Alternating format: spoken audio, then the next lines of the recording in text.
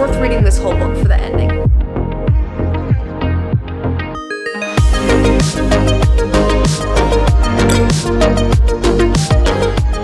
Hey, today I wanted to do a quick book review on The Art of Racing in the Rain by Garth Stein. After having a strictly non-fiction summer, I needed some fiction. I knew this one was gonna hurt. Just to give you a disclaimer before I start my review, how I'm gonna do all my book reviews on my channel is the beginning is a very general review. So no spoilers. If you're wondering if you should read this book or it's on your to be read list, you can watch. I will give you a fair warning when I go into details of the book at the end. If you don't want my general review and you want a more specific in-depth review, you can skip to this timestamp here. The Art of Racing in the Rain by Garth Stein says, meet the dog who will show the world how to be human. It's also a movie. I haven't watched the movie. I don't know if I will. I don't want to cry again. A heart-wrenching but deeply funny and ultimately uplifting story of family, love, loyalty, and hope. A captivating look at the wonders and absurdities of human life as only a dog could tell it. If I see a popular book come up on a used bookstore, I'm obviously going to get it. That's a deal. I need to get it. I wanted to read it because I was really excited to see the world through a dog's perspective. But this book was much, much more than that. To give you a general rating, I rated it 4 out of 5 stars. To give you an idea of what that means to me, a 5-star review means exceptional, blew me away, no one will ever write like this. And a 3-star is usually when it's good, but they lose the plot somewhere, or the ending sucked, or there's not a lot of character development. A 4 is when it's just a good book. It's a good story. It made me feel something. I could not put it down. I don't think it's extraordinary in comparison to other books I've read, but it's good. I went into this book and even the first chapter kind of leads you to believe that it's going to be solely about this dog, his life, and what he learns. And in a way it is. But it's also about family tragedy, and it's almost a let's say taboo perspective on grief. It's very popular in film and media to show a perfect family or the oddball out. It never shows the actual complex family, and the more complex a family is, the more it gets brought out during grief or moments of grieving. So I really liked how the book tells that story. You're following Enzo. He is basically your narrator. It's his perspective. Enzo is a wonderful dog. You see the whole life that he has witnessed.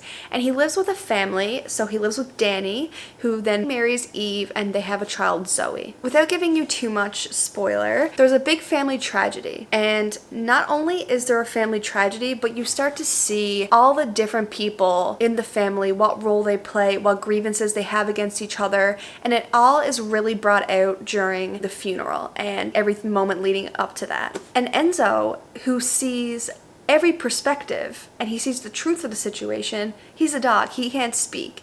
So you almost feel frustrated because he knows the truth and you're trying to figure it out and you're like, somebody believe Enzo, but then you realize that you're just learning from a dog.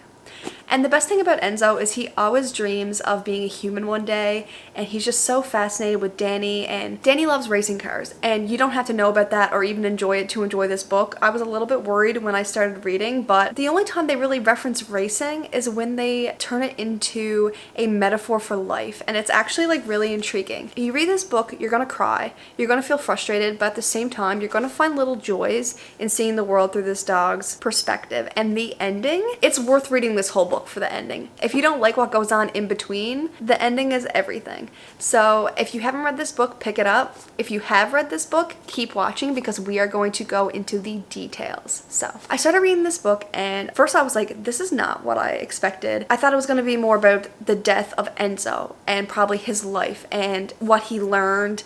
I didn't expect it to be so deep and dark and involved with the family, but I did enjoy it, and I did enjoy that perspective because realistically, that is the best way to portray the dog and what Enzo has learned. If it was just all about the dog living his life, it probably would have been plotless in a way. So I have thoughts. There's a couple things I don't understand. There's one question I have that really determines if I like Danny or not. As you know, when we're reading it, Danny is distant. Danny does kind of put Eve on the back burner.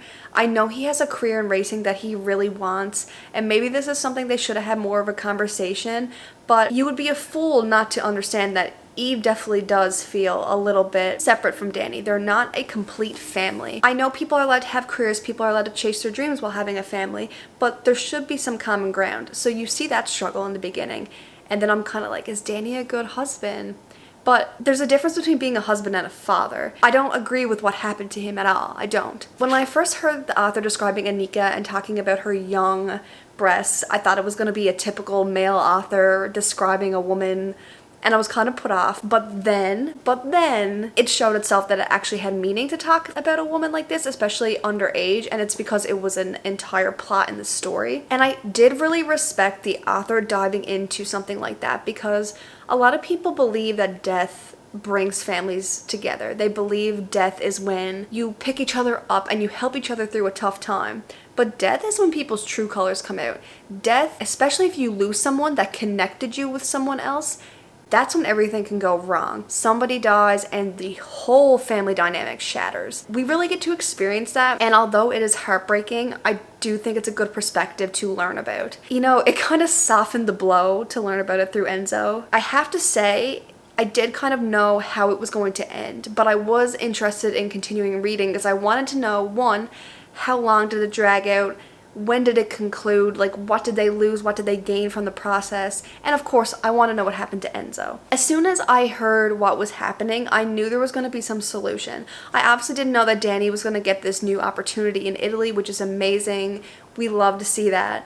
But I expected to have more, maybe in the trial, a little bit more dramatics. I know they did try to make it a little bit dramatic, and Anika crying and saying she made it up, but there was something missing. There really was. And the one thing that I have an issue with, I can't tell if Danny actually did give this girl Anika odd cues, or if she was like a lot of young girls and mistake, you know, just normal compassion or just normal friendliness as infatuation or affection. Because it can go one or two ways. I mean, grooming is something that a lot of young girls are manipulated with. But then again, when you're young, you know how it is when someone you have a crush on who's older and they give you the smallest bit of attention and you take that and run with it. You're planning your wedding. So first I thought it was that situation, like she was just being led on because that's how Enzo saw it. But then Danny says he did make cues to her, and I can't tell if he was buttering her up or if he meant it, so I can't tell how I feel about the situation, because if he was grooming or even if he was grieving and he was acting like that, then I am not Team Danny. So I really don't know. Like, what she did was still wrong, but she's also a child, and I have to wonder, I don't know if he just said that to get on her good side or if she actually did make it all up, and that makes me feel a little bit dirty. But realistically, the best of the story was Enzo, and Enzo was just a diehard, fought for what was right, wanted to protect his family.